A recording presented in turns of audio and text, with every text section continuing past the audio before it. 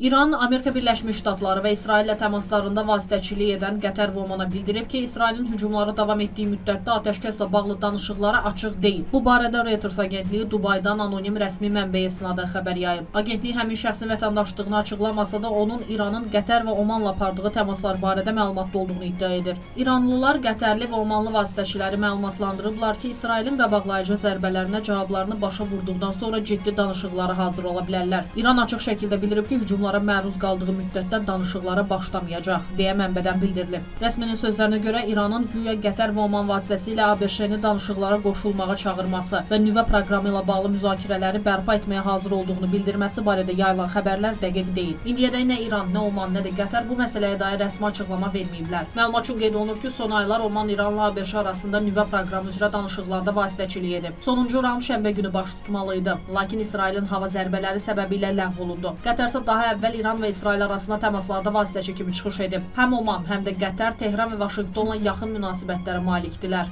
Eyni zamanda İsraillə də birbaşa əlaqələrə sahibdilər.